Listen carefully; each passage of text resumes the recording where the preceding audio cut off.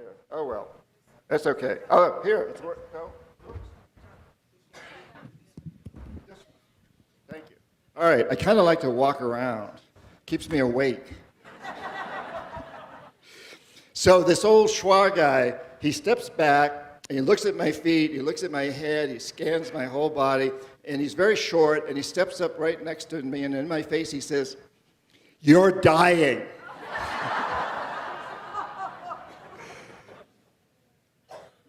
And that's good, because the Schwa believe in reincarnation.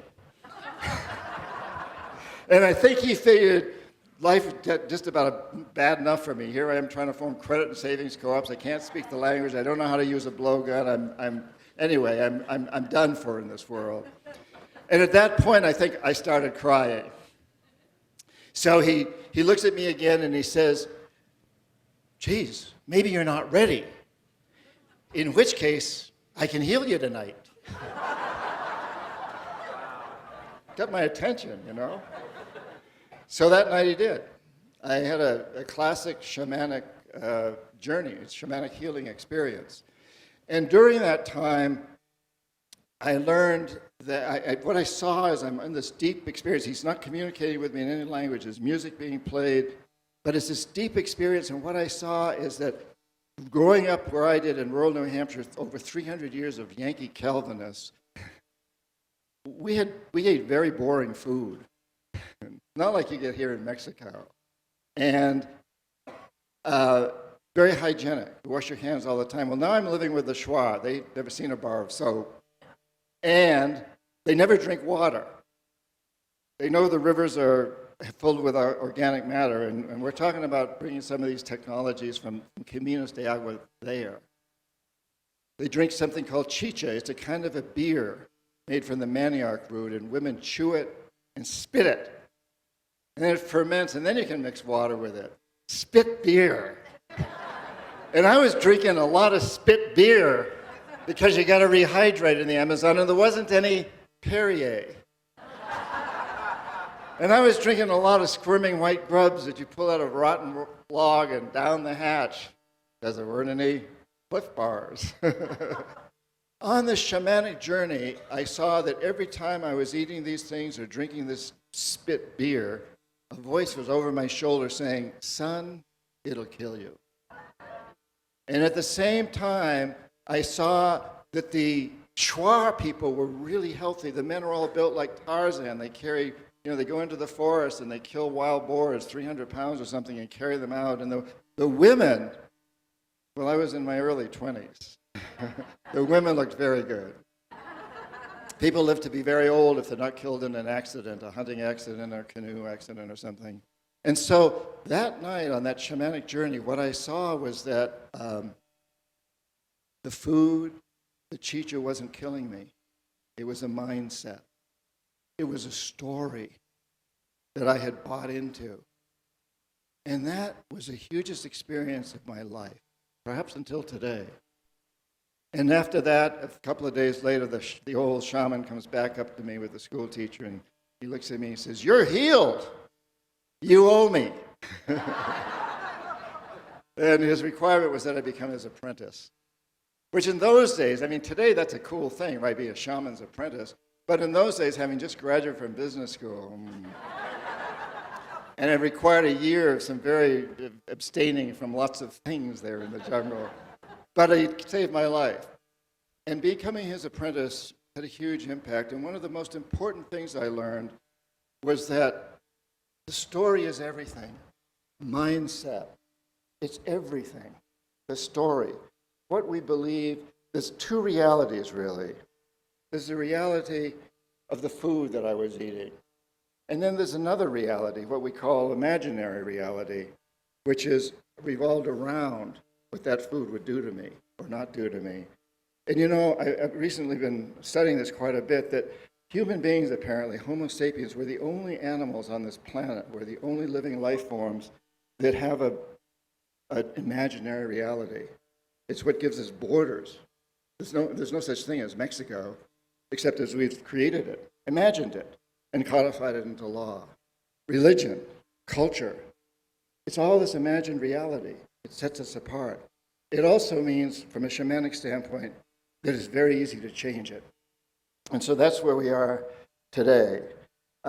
And the prophecies of all these indigenous cultures, there's so many prophecies, the Mayan prophecy of 2012, the Andean prophecy of the condor and the eagle, the Himalayan prophecy of the 14th Dalai Lama, the Hindu prophecy, the Jewish prophecy, the Christian prophecy. There's so many prophecies, and they all tell us that we have entered a period of time right now, you're born into it, where human beings have the opportunity to rise out of an old system based on brutality, on exploitation, on materialism, and enter a new time that's really going to alter the human presence on this planet. It's going to create an environmentally sustainable, socially just, spiritually fulfilling human presence on this planet. Or we have the opportunity, but you have to do it.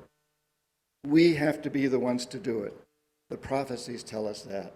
And so we're right now in this very difficult time. And the reason, as I mentioned, that I wrote Confessions of an Economic, the new Confessions of an Economic Hitman, is because since the first book was published in 2004, things have gotten worse.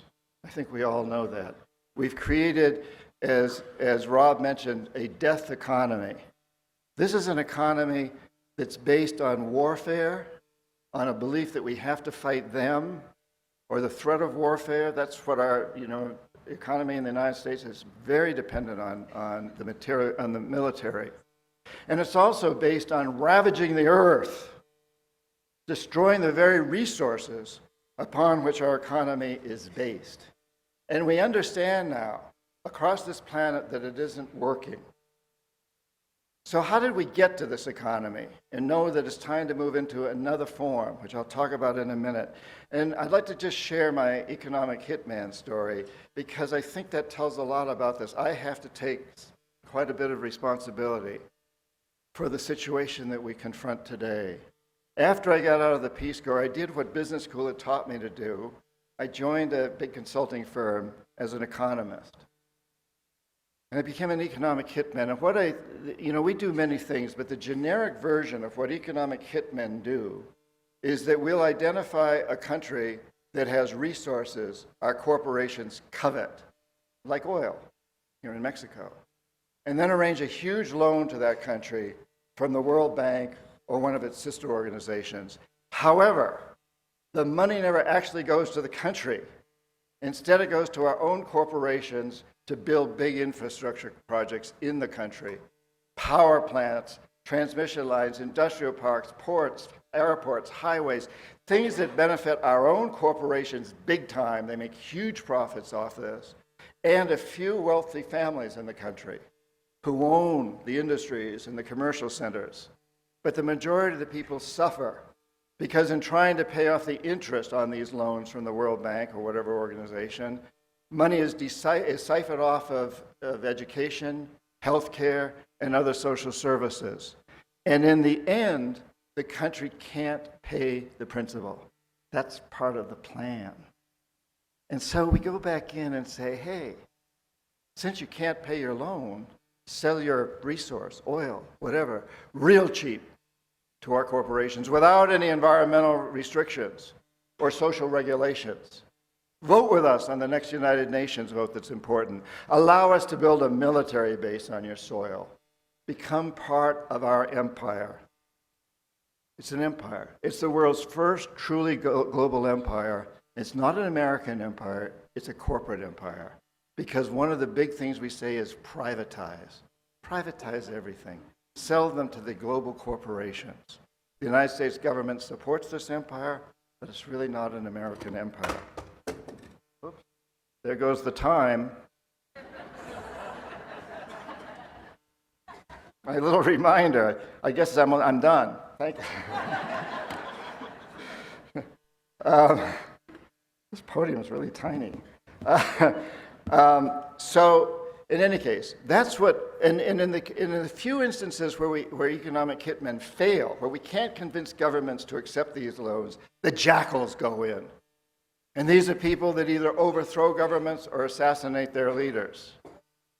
And I talk in the book, The New Confessions of an Economic Hitman. Don't you like the cover?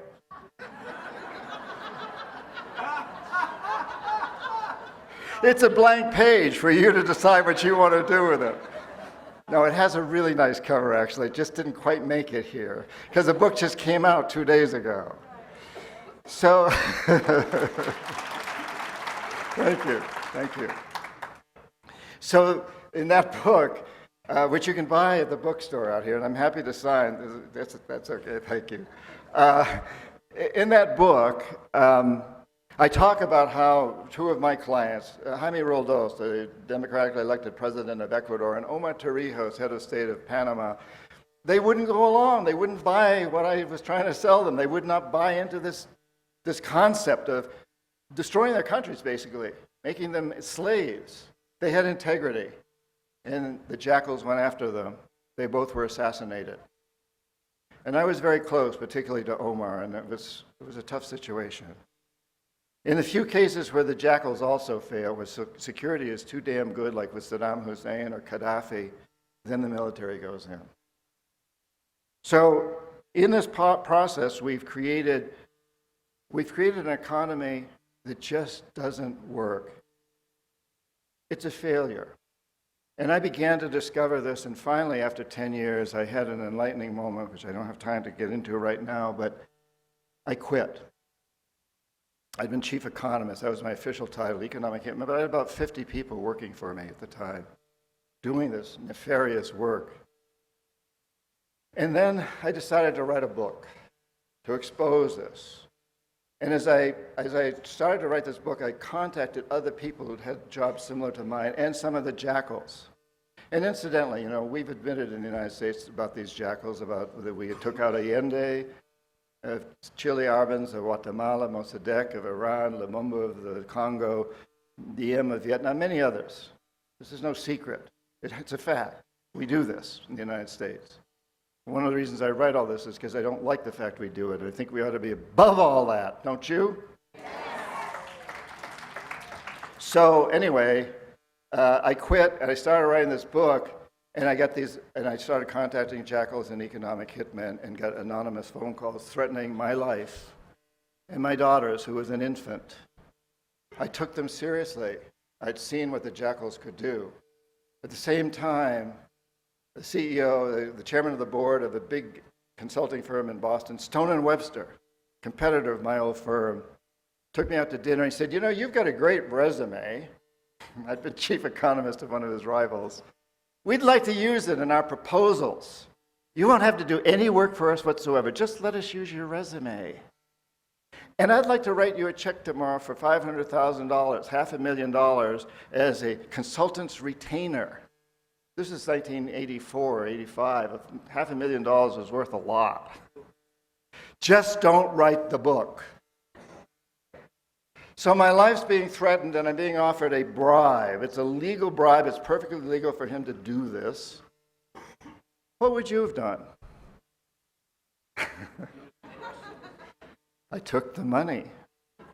My daughter was very important to me, more important than my life. She's 33 now. But I have to say, in my own defense, I didn't buy a new house, fancy car. I went back to the Amazon. And I went to other places, and I offered to help people that I had screwed in the past. And I started a whole new career. I helped to found the Dream Change, the Pachamama Alliance. How many of you here know about the Pachamama Alliance? All right, and those who don't, you need to go online, pachamama.org. And while you're there, go to johnperkins.org and sign up for my newsletter that comes out once a month. And go to the trips and come with me to Ecuador or to the indigenous people of Colombia or Guatemala. I do 3 different trips every year to those indigenous people. Come! I just came from the Guatemala one. In any case, so I'm starting a new career. I'm writing books. I wrote 5 books on indigenous people. I had this great relationship. I went back to the Amazon and said, I'm here I want to help you people. I want to help save your forest. What can we do to help? And they say, the only way you can help us is to change the dream of your people. Change the story. The indigenous people are dream cultures. They know that whatever we dream, and it's not just nighttime dreams, whatever we give energy to, happens. They say you must change the dream of your people to get away from this death economy, create a new life economy, create a new mindset about having a human presence that's environmentally sustainable, socially just, spiritually fulfilling on this planet. And at that time, I took a group of people to northern India and to Ladakh, which used to be part of Tibet, is now an Indian protectorate. And to make a long story short, the Dalai Lama, just at that same time, happened to be reading my book, Shapeshifting. And we ran into him at an airport. We were all waiting for it. He was carrying that book under his arm. Invited me to sit next to him on the airplane. We had a great discussion. Amongst other things, what's the story about the 14th Dalai Lama, him being the last? And he said that he thinks the next one, she or he, will probably come from the Amazon or the Andes. Maybe. Anyway, that's a longer story. But the one I wanted to say is then he invited our whole group to spend an afternoon in his house in Dharamsala, talking to him in his living room. We were about 30 people. And one of the people in our group asked him, he said, "So, Your Holiness, you know there's a writer in the United States who's advocating that everybody take 5 minutes off on a certain day at noontime or 10 minutes or something and pray for peace. What do you think of that, Your Holiness?" And the Dalai Lama says, "Well, it's very good to pray for peace. Meditate on peace, but if that's all you do, it's a waste of time and a distraction. You must take action every single day, some daily appropriate action every day of your life to make peace happen." It's a very important message for all of us as we enter this period of changing consciousness. And then, shortly after that, I was in the Amazon with a group of people with the Shuar, learning, connecting with them on 9/11. Afterwards, I flew to New York, and I went to Ground Zero, and as I stood there looking down into that smoldering pit, I knew I had to write the book. I had to confess. But I decided this time I would not contact anybody else. I would do it completely secretly. It would be a private confession, a personal confession, rather than an expose. I did that. I wrote the whole book in secret, gave it to my literary agent, and as you heard earlier, 39 publishers rejected it. But once it was in their hands, it's my insurance policy. It still is, because any self-respecting jackal out there knows that the worst thing they can do to me is kill me. If one of you shoots me after this conference, my publishers will probably be very happy. Book sales will skyrocket. Not really. Book sales will skyrocket. But so the book was my insurance policy. And why have I written this second book, The New Confessions of an Economic Hitman? Because since the first book came out in 2004, things have gotten so much worse. 9/11 happened right after, as I was writing the book. 9/11 is a watershed moment. Since that time, the treacherous cancer that was beneath the surface, then was revealed in the original Confessions of an Economic Hitman, has metastasized. It spread from the economically developing countries to the United States and the rest of the world. It attacks the very foundations of not only democracy, but the entire planet's life support systems. I think we all know that. All the economic and jackal tools, false economics, false promises, threats, bribes, extortion, debt, deception, coups, assassinations, unbridled military power, all of these are used around the world today, even more than during the era when I was an economic hitman and wrote about it in the first book. Fear and debt drive this system. Politicians and the media are constantly hammering us with messages intending to terrify us into believing that we must pay any price, assume any debt to stop the enemies who, we are told, lurk at our doorsteps. The problem comes from somewhere else. Communism, back when I was a kid, insurgents, terrorists, them. They're the problem. And the solution requires spending massive amounts of money on goods and services produced by what I call the corporatocracy. Vast networks of people who lead corporations, banks, colluding governments around the world, and the rich and the powerful people tied to them. And they have produced a totally failed system, this death economy that I mentioned before. And what drives this system are big corporations. It's a corporate economy. And it's all driven by a relatively new story.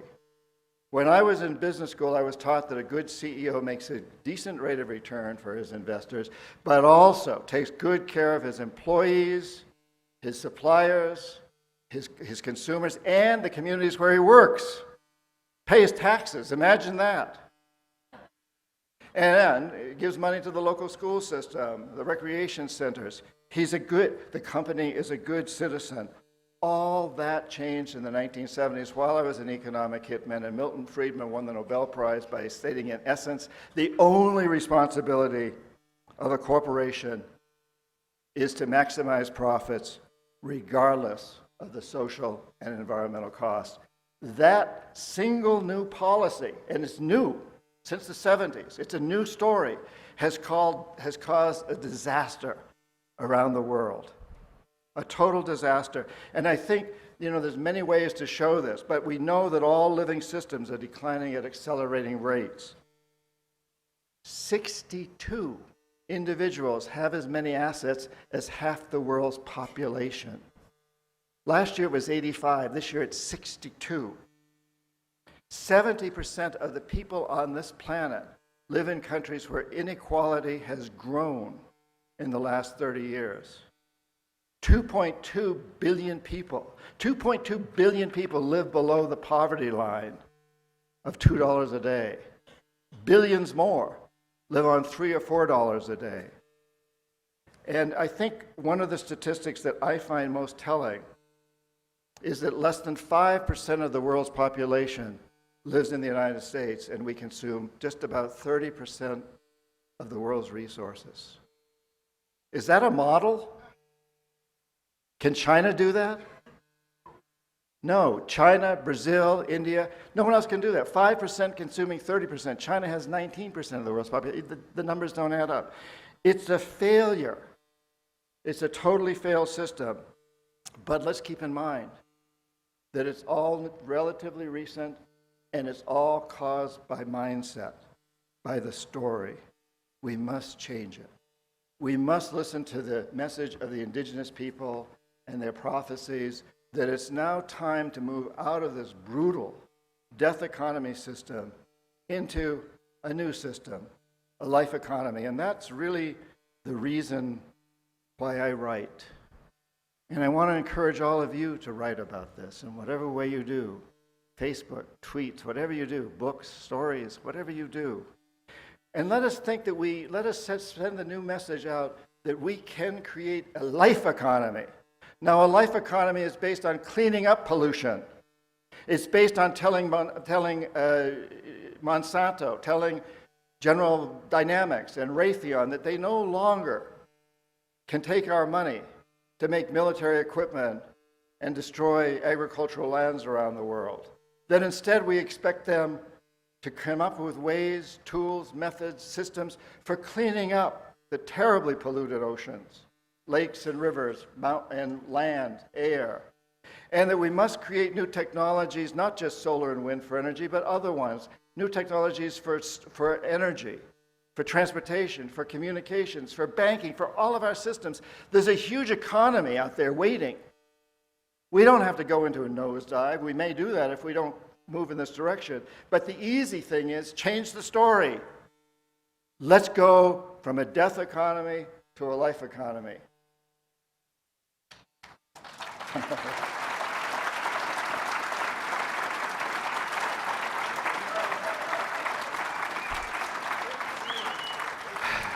And you're the secret.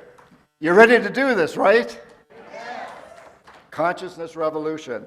That's where we're at. You know, I just want to say, you have the power.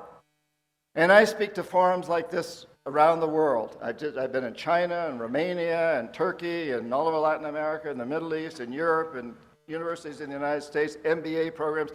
I spoke recently to a conference of 4,000 CEOs. Everybody's getting it. Our corporations run it. They're driven by this one goal of maximizing profits, but they know that it's not working. That's why they invite me to speak there. And they don't know what to do. CEOs are afraid if they lose 0.5% of market share, they'll be fired. But it's up to you. It's up to us, because all the corporations depend on us to buy their goods and services, to invest in them. The marketplace is a democracy if we'll just use it as that. You know, there was apartheid in South Africa when I was in college. We boycotted corporations that supported it. It went away, pretty much. Our rivers were terribly polluted. In Boston, we couldn't walk beside the Charles. It was so polluted. We forced corporations to clean it up, to open their doors wider to minorities, to women. We forced change. We've got them to change. You have to do it. We have to do it. We, the people, we have to do it, and we can do it. Our leaders will not do it, and in essence, they can't do it. You know, if you really think that whoever gets elected president of the United States next is going to have a huge major influence on the world, think again. Because they're all controlled by big corporations. Unless it's Bernie, someone says. I got to tell you, I love Bernie. Great symbol. But if Bernie's in the White House, the first day he goes in, he's going to be read the Riot Act. And he's going to have to deal with a Congress that's totally beholden to Wall Street. And he's going to have to deal with over 100,000 lobbyists. I love Bernie. But he's not going to do it. You are.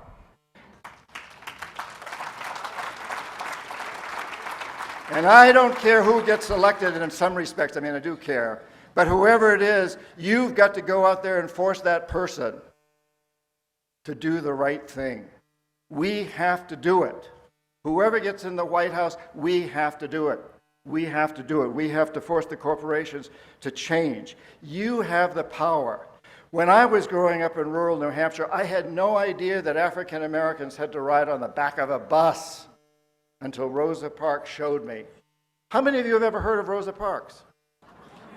Really? Well, who the hell was Rosa Parks? She was a woman who walked near the front of a bus. She did a lot of other things, but that was the big thing. You can do that. And when I grew up in rural New Hampshire, I had no idea that the DDT my dad and I were spraying on the swamp behind our house to kill mosquitoes was also killing birds and fish. Until Rachel Carson wrote Silent Spring and changed the world, created a worldwide environmental movement. How many of you have ever heard of Rachel Carson? Who was Rachel Carson? She sat at a little desk in a tiny house in Pennsylvania one day and took up a pencil and a piece of paper, scrap paper, and started to write, having no idea that her book would ever be published, much less that it would change the world. You can do that. A lot of you are writers. You can do that. We all have something that we can do. You have the power. We have the power. And how many of you have heard of Richard Davis, Jack Woodbury, Mrs. Schneer? San Miguel de Allende. Well, Richard Davis and Jack Woodbury were my prep school English and history teachers. Mrs. Schneer was my third grade teacher. I wouldn't be here if it weren't for them. I wouldn't have ever written a book. Jack and Richard taught me the power of the written word for changing the world. History teacher, English teacher. Mrs. Schneer taught me there was a terrible bully in my class in third grade. He kept picking on me, and she couldn't do much, kick him out of school, but he had to come back because in the state of New Hampshire, you had to stay in school till you were 16. So finally she says to me, Johnny, you're just going to have to do this. Whoa. yourself. And she said, here's my suggestion. Next time he pushes you, you just kick him in the shins and knock off his microphone, and that'll serve him. That'll teach him, by God. Without a microphone, what can that guy do, you know? So I did. I give a lot of talks, and you can imagine the number of things that can go wrong around the world when you're speaking. You learn to adjust. So I kicked him in the shins and ran like hell. And it did an amazing thing. You know, he whimpered. And then he became my buddy, my ally. So I learned that the way we take care of bullies is to stand up to them. We got to stand up to the corporatocracy. Are you ready to stand up to the corporatocracy? Are you really ready? All right. You have the power. Now, in this book, The New Confessions of an Economic Hitman, I take a bold step, and I have a whole lot of lists of things people can do. Retired people, students, people in between student and retired, everybody, corporate executives, investors. There are all these lists. I encourage you to read them and pick some things. Follow what the Dalai Lama said. You know, take an action every single day. Maybe it's as simple as sending an email to a bunch of people. Maybe it's as complex as going out in the streets and demonstrating and being thrown in jail. But follow your passion. Pick an organization. Monsanto, Walmart, Nike, I don't care, Exxon. Pick an organization and go after them. And tell them you want to do them a service. And get all your friends on Facebook and email, and get them all to write emails to these people, to these organizations. Tell them, I love your, Nike, I love your shoes, but I'm not buying them again until, and none of my friends are, until you pay your workers in Indonesia, your slaves, a fair wage. It has an impact. I don't know what your passions are, each one of you out there. I know each one of you has passion. And I know you have skills. I don't know what they are. I have a passion for writing and hopefully some skill in doing it. I don't know what yours are, but I know you have passion and I know you have skills. And if you're retired, as I think a few of you are, you can't be fired.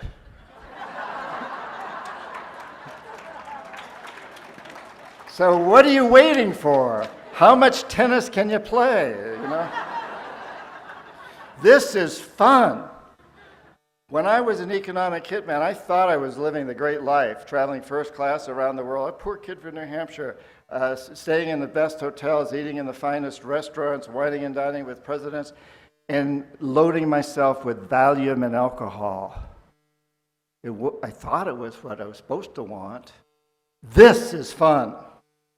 I can't tell you how much I enjoy being here with you. And the next place I go, I'm not even sure where, I think it's New York after this thing my publishers finally got. And incidentally, it wasn't just Susan's obstinance. That was part of it, but I too wanted to be here, and I let my publishers know. Susan did a lot, but I did my share. And I got to say, this is an awful lot better than New York at this time of year. So if you're writers, write, but do something every single day. You know,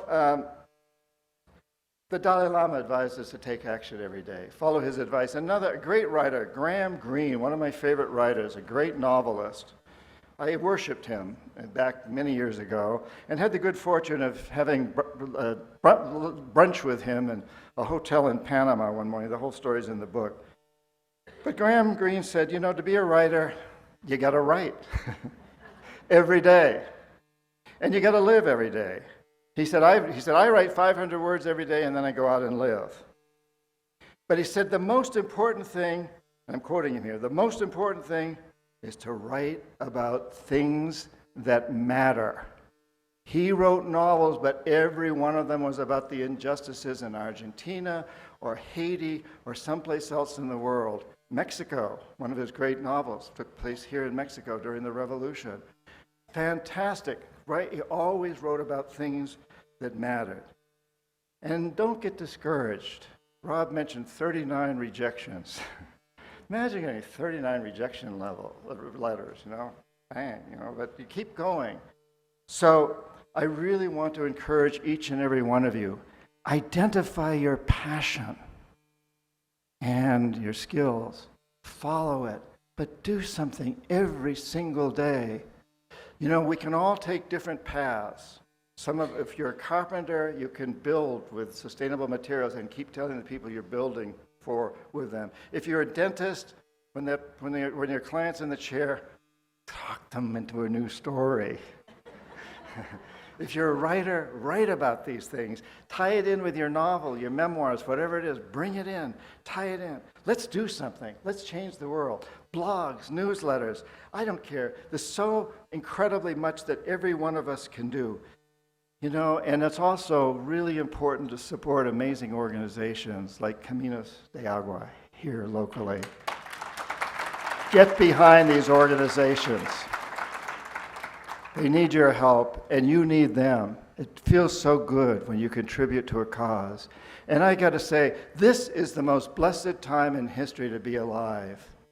Growing up in New Hampshire, my ancestors fought in the American Revolution. I used to say, I wish I'd been born in the 1700s so I could have participated in that revolution. This is bigger. This is a global revolution. This is much bigger, and it's a hell of a lot more comfortable. The toilets are better.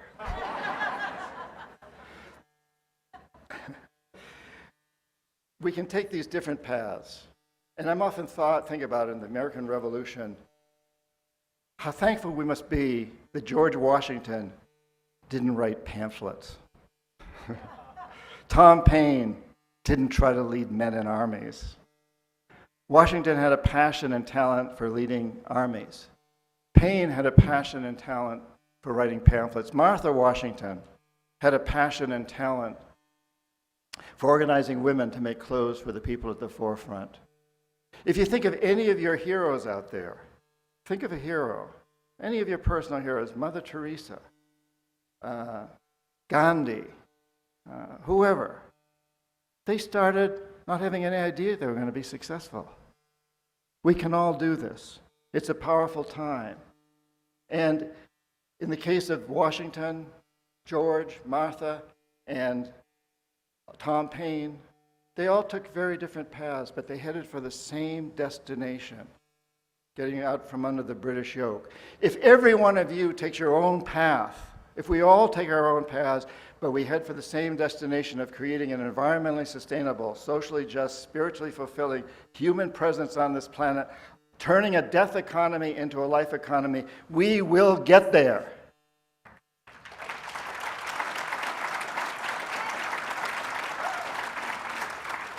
Are you prepared to do this?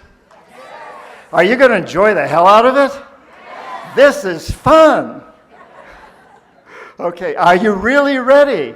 Yes. Thank you. So I'm just about to bring this to a close, and maybe we have a little time for some questions, and hopefully somebody has answers to any questions that get raised here.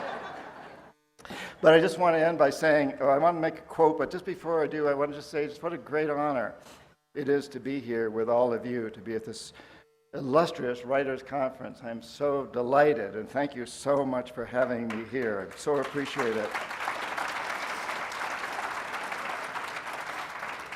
Please remember to go to johnperkins.org, sign up for my newsletters, and come with me on one of these amazing trips to really get into the spirituality of the Indigenous people. And now I just want to end with this quote. Now, this is an old quote. It's a couple hundred years old, but I think it's still very relevant. George Washington had lost every battle he fought, just about. Continental Congress wouldn't give him anything. Shoes, no. Blankets, no. Guns, no. Ammunition, no. He's bogged down in Valley Forge. Seems hopeless. But he doesn't give up, And along comes Tom Paine. December 1776, and this is relevant today, I think.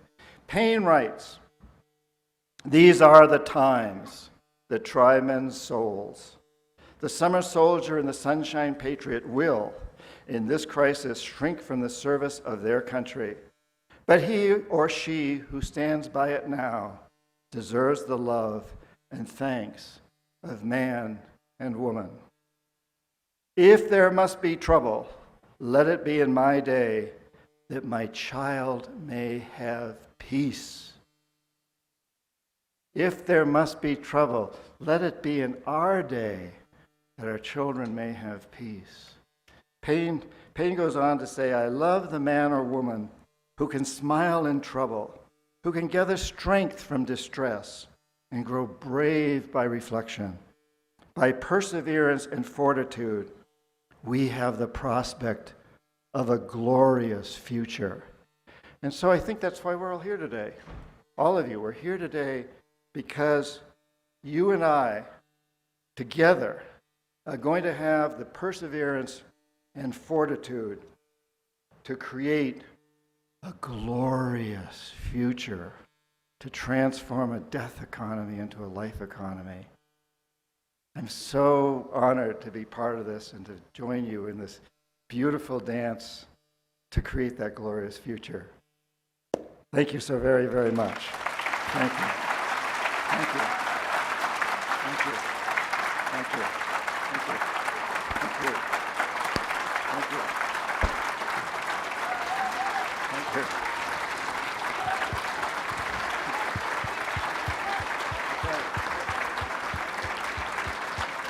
Thank you. Thank you so much. I've just been told we have 15 minutes for some of you to ask some questions and others to answer them.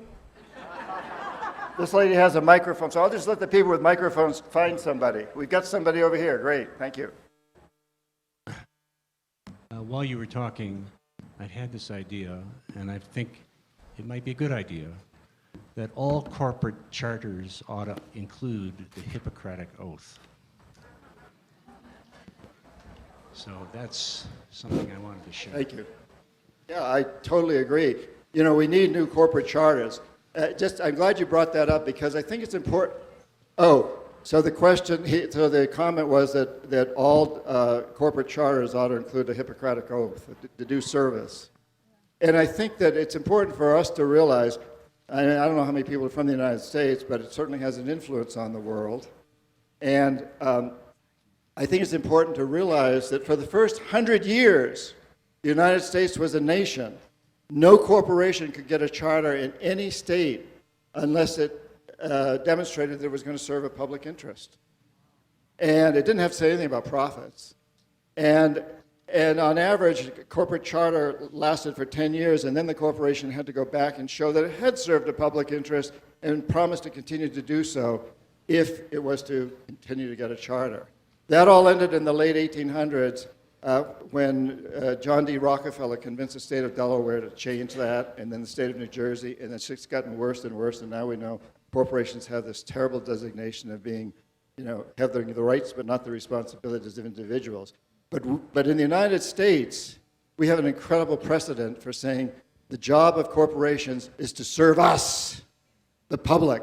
Make a decent rate of return for your investors. We need investors. We need to come up with new systems for water, for sewage, for energy, for all these technologies that will help us move into a life economy. But more than anything, these corporations need to take an oath to only get a charter if they are committed to serving a public interest, to not only being sustainable. And in this idea of a sustainable, environmentally sustainable, we also need to include, and I forgot this word because it's fairly new, but it's in my book, regenerative. We can't just sustain, we've got to regenerate areas that have been devastated. So these corporations need to take that oath. Thank you so much for bringing that up. Appreciate it. We got a mic over here.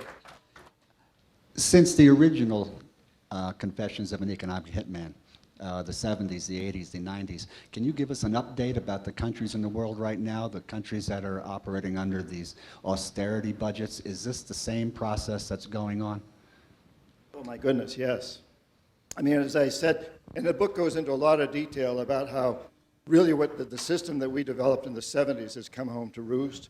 The United States, Europe, I mean, Rob read a quote from the former finance minister of Greece, I mean, all of Europe's going through this, and of course, we know what's going on in the Middle East, South America. I've watched the president of Ecuador, Rafael Correa, PhD in economics, a personal friend of mine, I call him that anyway, and he wrote an endorsement for one of my books. He's had to give in to these corporate interests, to the hitman. He said that. He's had to give in order to keep his job. And he knows that if he gets taken out, a much worse person's going to come along. So yes, it's going on all over the world. And I talk a lot about many of the countries in the book, but you can count on any country that has resources, including labor and markets, is falling under the influence today. It's gotten worse, but at the same time, this tide of consciousness is sweeping the planet. So we've really got two tidal waves. We've got a tidal wave of consciousness, us, and a tidal wave that's setting in to stop it, because the status quo wants to keep the status quo even if they know it's not working. Every corporate executive that I know, all of the ones I know, and I think probably all of them, they're smart people.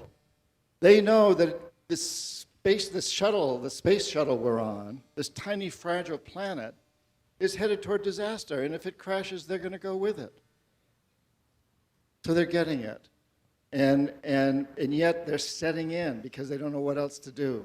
So we get these two tidal waves, and you and I need to really push this consciousness revolution tidal wave and let them know we're there to help them move into something new. I'm often struck by how during the time when city-states became nations, most people didn't get it. Most businesses didn't get it. The Medici got it. They said it's not enough to have a bank in Florence. We need one in Venice, and we need one in Paris and Geneva. And they were incredibly successful. We're at one of these times now where business executives need to be told, and many of them are really waking up to the fact that we're moving into a new era. You can't go on with an economy that destroys the resources upon which it depends. Duh. The Mayas tried out here in the Yucatan Peninsula in the Petén, where I go every year and work with Mayan shamans about this.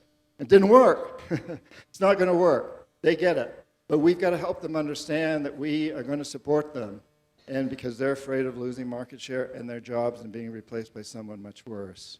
But there's a lot more about that in the book, and I can't go into much more detail now, but well, the World Bank and the IMF are involved, but now we've got the Chinese banks involved too. That's another whole story, what China's doing and following in that direction. We've got that to deal with now too. So, and Wall Street, the most powerful single institution or a group of institutions on this planet is Wall Street.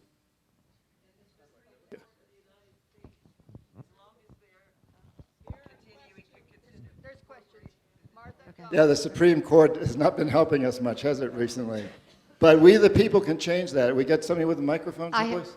I have a question over here. John? Where's over here? Yep. Oh, hi. We're going to the left now. Okay. That would be right. Left. My question is, do you think that NAFTA and this upcoming fight over the TPP have any relationship to the, the struggles that you were part of in previous years? Well, yes. We know that the so-called immigration problem in the United States is caused by CAFTA and NAFTA. Destruction of economies in Central America.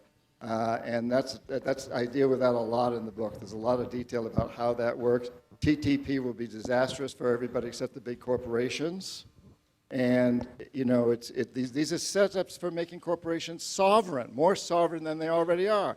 Under TPP, every corporation will have the right to sue any country that in any way interferes with them making profits. They become more sovereign than the sovereign states. And that's part of this global corporate empire.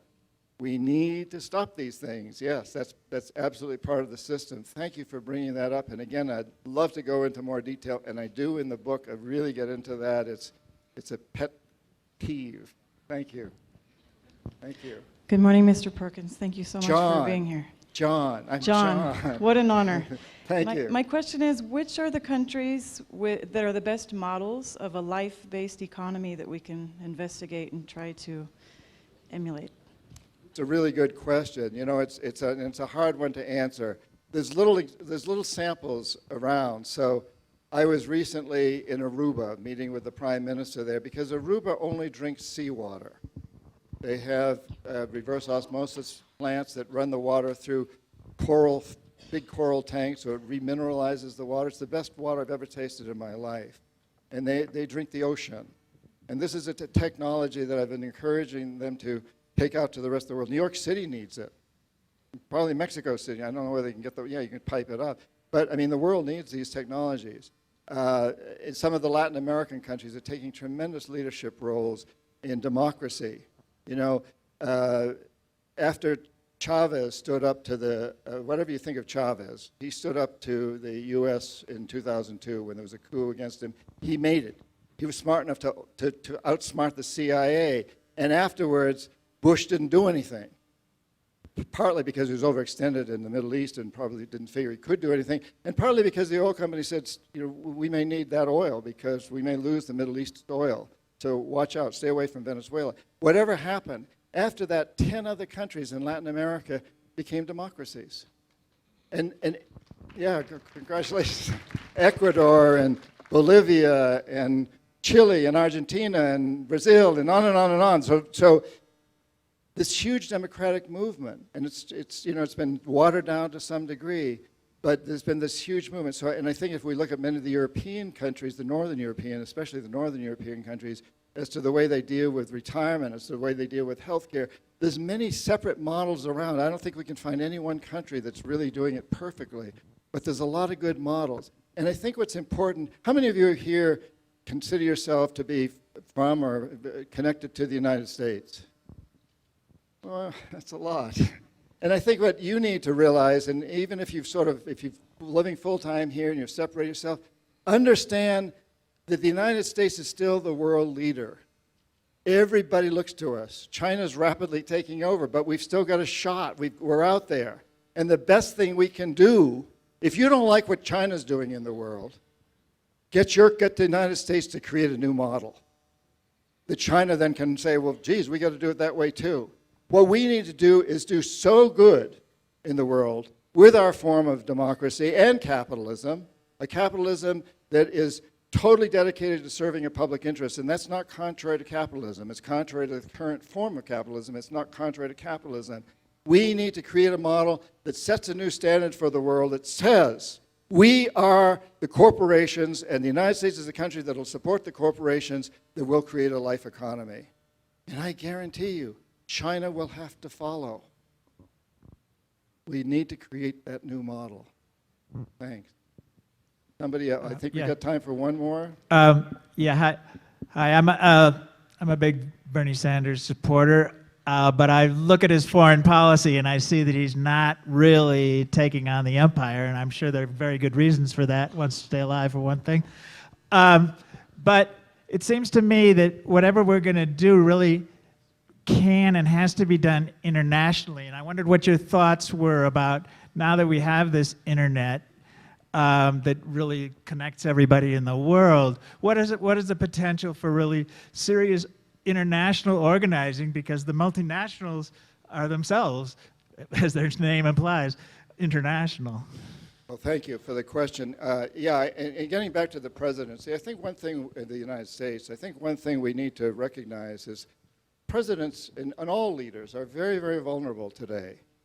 You know, back in Kennedy's day, everybody knew he was having affairs. He was the president of Nike. His main publicist is a very, very, very good friend of mine. But by the time Clinton came along, you could impeach a president. Dan Wyden of Wyden basically Kennedy. Assassinate him politically. I've taken Dan to the Amazon twice. And I think what we need to understand is, and Mark Parker, you know, whoever gets in the White House, CEO any major arena, Nike, can be taken down. Says he wants to be green. Most everybody's got a skeleton. He wants to leave a green legacy for future generations. And he says that he knows that he loses half a percentage of market share, Phil Knight will get him fired. And can make some decisions, yes. So what he wants, and he's asked me, tell these people out there, as you're speaking to them, that he wants to be flooded with emails. They're going to be brought down that say, so you have to do it. Your product. We have to do it. But I won't buy have to be the one. You have to be the one until you pay your. You know that, don't you, Shea?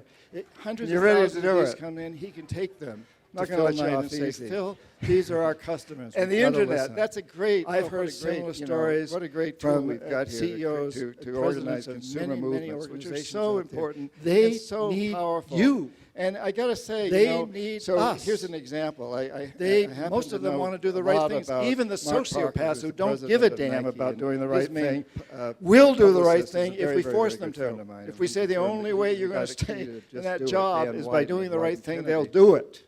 I've taken I'm so Dan to the reminded Amazon of twice. a story, And which he's is a very true, good friend. of Franklin And Roosevelt Mark during Parker, his last years in president of office, CEO met with the of, heads of the auto unions. Nike. And as they were Says he leaving wants his to be office and green. shaking hands with He them, wants says, to leave a "You know, I green think you legacy guys for understand now for future that I'm generations. totally with you. And he says that he Now you knows gotta if he go out loses there and half a force me to percentage of do the market right share, thing. Phil Knight will get him fired. We need to do that. So what We- he wants, and he's asked out me, of tell time? these people out there as you're speaking to them, that he wants to be flooded with emails that say, I love your products, but I won't buy any more until you pay your workers a fair share. Hundreds of thousands of these come in, he can take them to Phil Knight and say, Phil, these are our customers, we've got to listen. I've heard similar stories from CEOs and presidents of many, many organizations out there. They need you. They need us.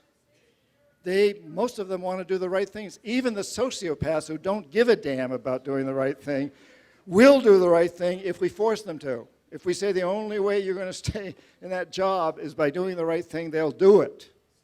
I'm so reminded of a story, Thank you, it's yes. true, of Franklin Roosevelt during his last years in Yeah. office, And- with the heads of the auto And unions. what you also And as need they were to know leaving is his that it office is and not shaking enough to hands elect with him, and he says, a very you know, I think you guys progressive understand now, te- and I'm president totally or with prime you. minister.